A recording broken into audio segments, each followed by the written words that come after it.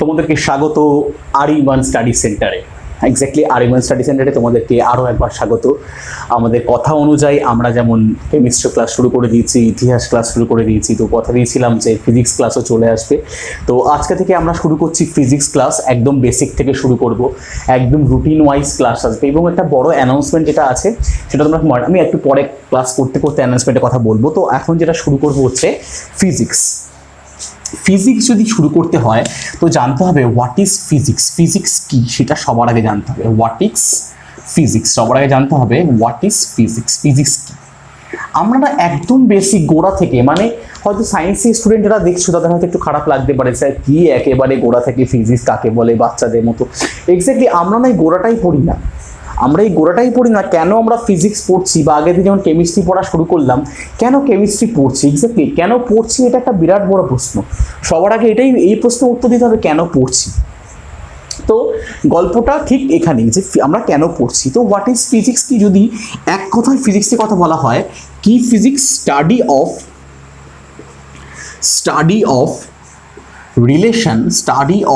Relation between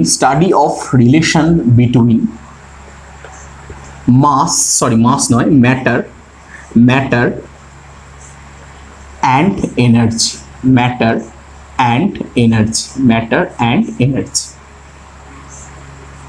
তাহলে কি বললাম যে ফিজিক্স কি, পদার্থ এবং শক্তি এই সম্পর্ক নিয়ে যে পড়াশোনা তাকেই বলা হয় হচ্ছে ফিজিক্স বা পদার্থবিদ্যা বা পদার্থ বিজ্ঞান। এখন স্যার এই ম্যাটার বা এনার্জির কথা কেন বলছেন, এক্স্যাক্টলি কেন বলছি দেখি আমরা। যে পদার্থবিদ্যা যে অধ্যয়ন করা হয়, অধ্যয়ন কিন্তু কি করা হয় পদার্থ এবং শক্তির মধ্যে যে আত্মিক সম্পর্ক, সেই আত্মিক সম্পর্ক নিয়ে পড়াশোনাকেই বলা হয় ফিজিক্স। এখন ম্যাটার মানে কি, ম্যাটার মানে হচ্ছে পদার্থ, আর এনার্জি মানে হচ্ছে শক্তি। এখন কথা হচ্ছে ম্যাটার কি আর শক্তি কি, এখন যারা আমার কেমিস্ট্রি ক্লাস শুরু করেছো, ম্যাটারের ক্লাসটা শুরু করেছো, তারা বলতেই পারবে ম্যাটার কি। ম্যাটার মানে কি, ম্যাটারকে আমরা দুভাগে ভাগ করে দিতে পারি, বেসড অন ফিজিক্যাল স্টেট আর বেসড অন কেমিক্যাল কম্পোজিশন। এখন পাতি বাংলায় পদার্থ বলতে কি বলছি, কঠিন তরল গ্যাসীয় পদার্থ আমরা চোখের সামনে দেখতে পাই। আমরা চা খাই, আমরা জল খাই, সেটা আমাদের তরল পদার্থ। আমরা যেমন সলিড দেখছি, আমার হাতে মার্কারটি রয়েছে, এই ডাস্টারটা রয়েছে, এগুলো প্রত্যেকটা সলিড পদার্থ। তো এই সলিড পদার্থ দেখে তুমি একটা বা কোনো লিকুইড দেখে তুমি একটা সিদ্ধান্তে সবার আগে আসতে পারো কি, এ একটা স্থান অধিকার করে আছে, এক্স্যাক্টলি অকুপাই সাম স্পেস। এক্স্যাক্টলি কি, অকুপাই সাম স্পেস। তাহলে ম্যাটারে বলতে পারি আমরা কি, অকুপাই সাম স্পেস, কিছুটা জায়গা জুড়ে তারা রয়েছে।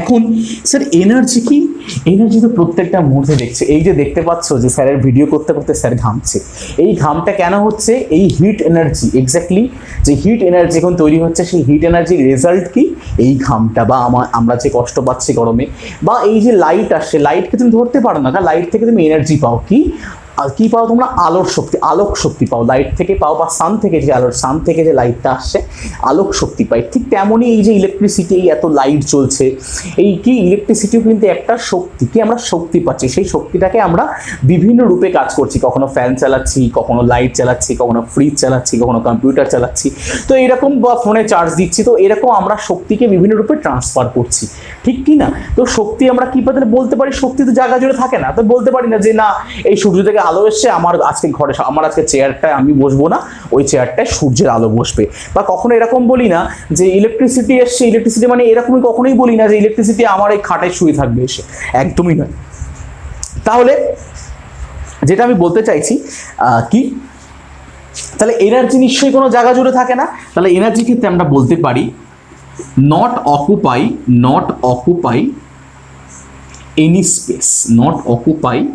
এনি স্পেস, কোনো জায়গা সে জুড়ে থাকে না। এখন মাসের কথা যদি বলি, ম্যাটারের কথা যদি বলি, ম্যাটারের নির্দিষ্টটা ভর আছে, এই পেনটার নির্দিষ্টটা ভর আছে, তো এক্স্যাক্টলি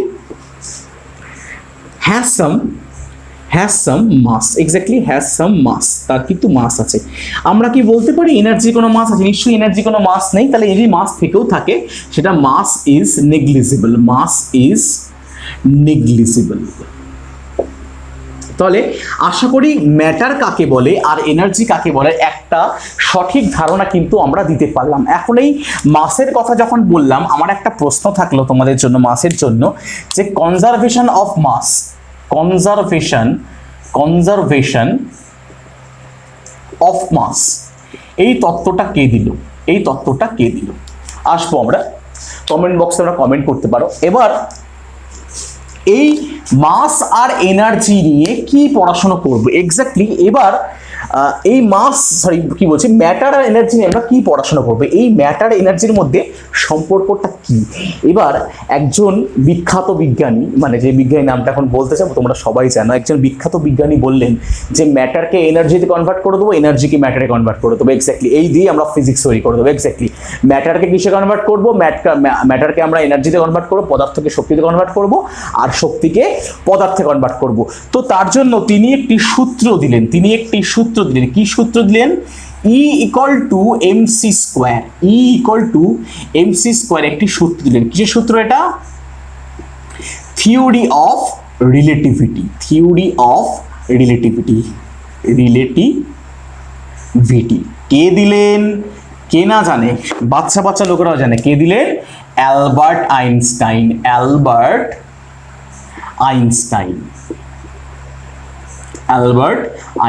এক্স্যাক্টলি অ্যালবার্ট আইনস্টাইন কি দিলেন? তিনি বললেন যদি কোনো পদার্থের এম ভরের সাথে যদি আলোর গতিবেগ, এক্স্যাক্ট সি মানে কি? সি মানে হচ্ছে speed of light, speed of light হচ্ছে সি, যার ভ্যালু কত? 3 × 10⁸ মিটার পার সেকেন্ড, যার ভ্যালু হচ্ছে 3 × 10⁵ মিটার পার সেকেন্ড। এখন কথা হচ্ছে যে এই স্পিড অফ লাইট কে প্রথম মেজার করেন?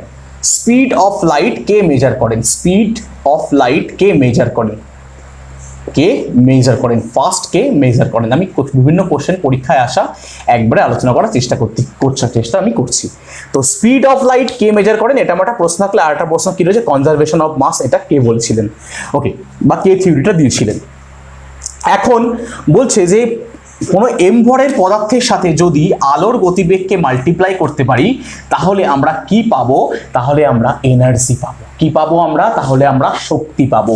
তাহলে কি বলছেন, যদি আমরা এম ভরের সাথে যদি আলোর গতিবেগকে মাল্টিপ্লাই করি তাহলে কিন্তু আমরা শক্তি পাচ্ছি। তাহলে আমরা কি পাচ্ছি? তাহলে আমরা শক্তি পাচ্ছি। ঠিক একই রকম ভাবে ভাইস ভার্সা, শক্তি থেকেও কিন্তু এইভাবে ম্যাটারে কনভার্ট করা সম্ভব। অনেকে মনে করে এই যে অ্যালবার্ট আইনস্টাইনের এই যে থিওরি অফ রিলেটিভিটির জন্য অ্যালবার্ট আইনস্টাইন নোবেল পুরস্কার পেয়েছিল, কিন্তু আসলে নয়। এই গল্পটা আমি একটু পরে আসছি, কি জন্য পেয়েছিল সেটাও আমি বলবো। কত সালে পেয়েছিল অ্যালবার্ট আইনস্টাইন নোবেল? 1921 সালে। 1921 সালে তিনি নোবেল পেয়েছিলেন। ঠিক আছে, তিনি 1921 নোবেল। এখন যে কথাটা আশা করি বোঝাতে পারলাম কি, যে কি করে ম্যাটার এনার্জিতে কনভার্ট হচ্ছে আর এনার্জি কি করে ম্যাটারে কনভার্ট হচ্ছে। তাহলে ছোট একটা এক্সাম্পল নিয়েও আমরা দেখতে পারি। কি এক্সাম্পল নিয়ে দেখতে পারি? যে বলছি 10 কেজি ভরের একটি বস্তু আছে, তাকে আমাকে এনার্জিতে কনভার্ট করতে হবে। কি করব আমরা? E = mc স্কয়ার আমাদের কাছে ফর্মুলা আছে। E = mc স্কয়ার আমাদের কাছে ফর্মুলা আছে। m মানে 10 আর c মানে 3 × 10⁸ তার হোল স্কয়ার। এই যে মানটা পাবো, তাহলে আমরা 10 কেজি ভর থেকে একটি পদার্থের 10 কেজির ভর থেকে কতটা শক্তি পাচ্ছি সেটা কিন্তু সহজেই ক্যালকুলেট করতে পারছি। তাহলে বোঝাতে পারলাম কি, যে study of relation between energy, study of relation between energy এবং ম্যাটার এনার্জির মধ্যে সম্পর্কে আমরা ফিজিক্স বলছি। এই থিওরিটা কে দিলেন? অ্যালবার্ট আইনস্টাইন দিলেন। তিনি কি বললেন?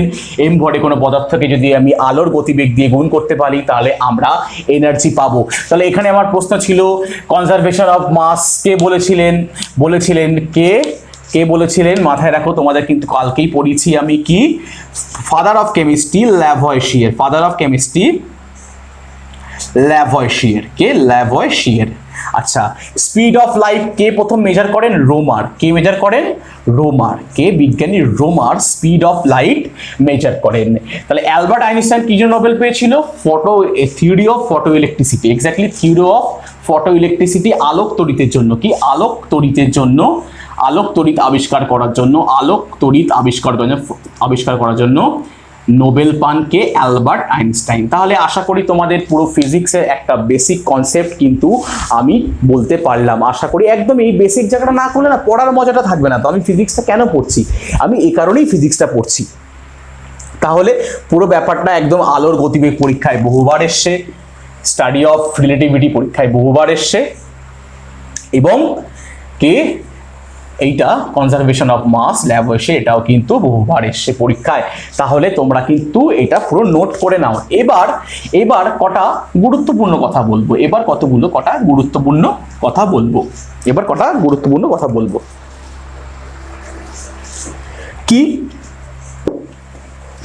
কি বলবো? এখন কথা হচ্ছে আমার ফার্স্ট কোশ্চেন আমার আসবে, ফাদার অফ ফিজিক্স কাকে বলা হয়? ফাদার অফ ফিজিক্স কাকে বলা হয়? পদার্থবিদ্যার জনক, এক্স্যাক্টলি বাংলায় যদি বলি পদার্থবিদ্যার জনক কাকে বলা হয়? সবাই জানি আমরা স্যার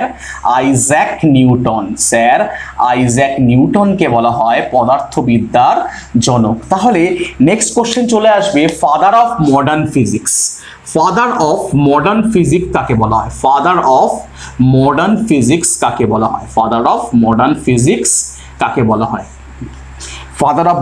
কাকে বলা হয়? সেই একটাই লোক, অ্যালবার্ট আইনস্টাইনকে। অ্যালবার্ট আইনস্টাইনকেই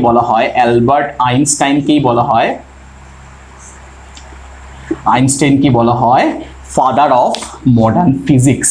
তো এখন বলা হয় আজকের দিনে ইয়ং আইনস্টাইন কাকে বলা হয়? একদম স্টিফেন হকিন্সকে বলা হয়, যিনি কদিন আগে মারা গেছেন, এটা জানি। তাহলে আশা করি ফিজিক্সের এই একটা বেসিক জায়গা ছিল কি, যে ফিজিক্সের জনককে বা আধুনিক পদার্থবিদ্যার জনককে, যদি বলা হয় পদার্থবিদ্যার জনক হচ্ছে স্যার আইজ্যাক নিউটন, যদি বলা হয় আধুনিক পদার্থবিদ্যার জনককে অ্যালবার্ট আইনস্টাইন। এবার আমরা দেখে নেব আমাদের কি কি পড়তে হবে। আমরা যে প্রিপারেশনটা নিচ্ছি, সেই প্রিপারেশন নেওয়ার জন্য ফিজিক্সের কোন কোন চ্যাপ্টার আমাদের পড়তে হবে। তো ফার্স্ট চ্যাপ্টার আমরা পড়বো হচ্ছে ইউনিট অ্যান্ড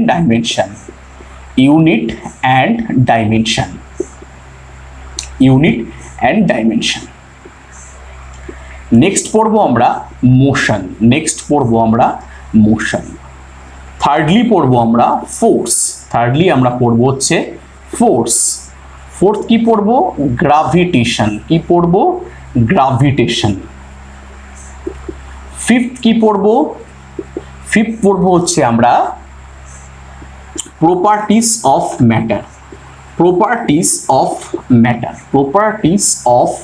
ম্যাটার। সিক্সথ কি পড়বো? হচ্ছে ইলেকট্রিসিটি।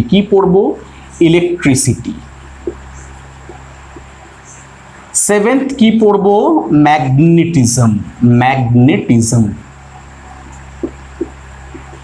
এইট কি পড়বো? সাউন্ড। নাইন্থ কি পড়বো? লাইট। টেন্থ কি পড়বো? পড়বো হচ্ছে আমরা হিট অ্যান্ড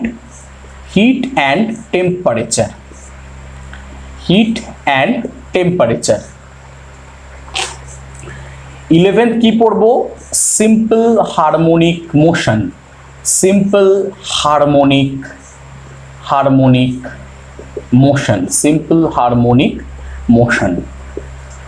নেক্সট কি পড়বো? পড়বো আমরা মডার্ন ফিজিক্স। লাস্টলি কি পড়বো আমরা?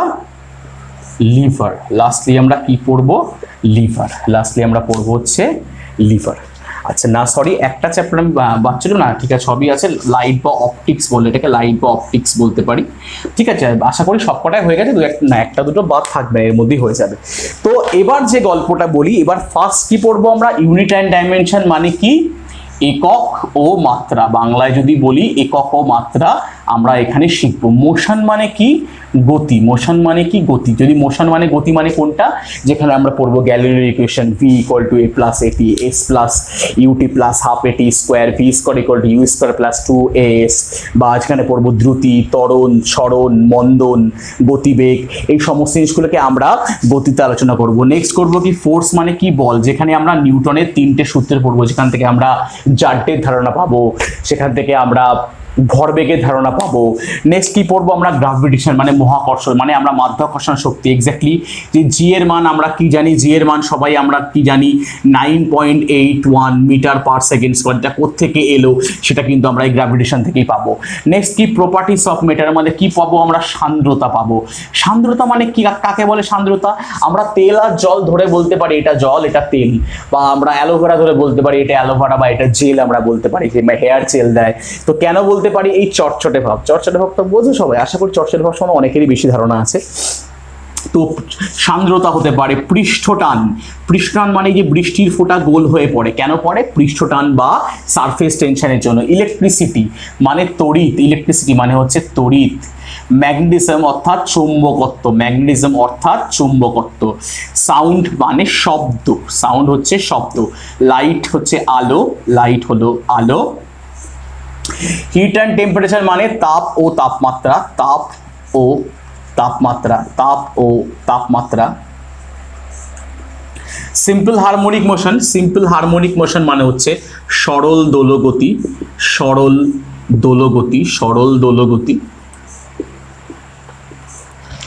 আচ্ছা,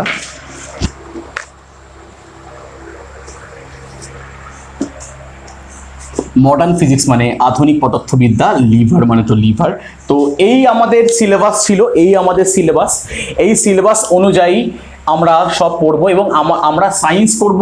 সায়েন্স করব হচ্ছে আমার থেকে তোমরা করবে এক্স্যাক্টলি আমি শুভম, আমার নাম শুভম ঘোষ, এবং তোমাদের প্রত্যুষ স্যার দুজনে মিলে কিন্তু আমরা সায়েন্সটা পুরো কভার করবো। এক্স্যাক্টলি ফিজিক্স, কেমিস্ট্রি, বায়োলজি তিনটেই কিন্তু আমরা দুজনে মিলে কভার করবো, এবং দুজন করালে তোমাদেরও ভালো লাগবে। এবং উনি ভীষণ একজন ভালো টিচার।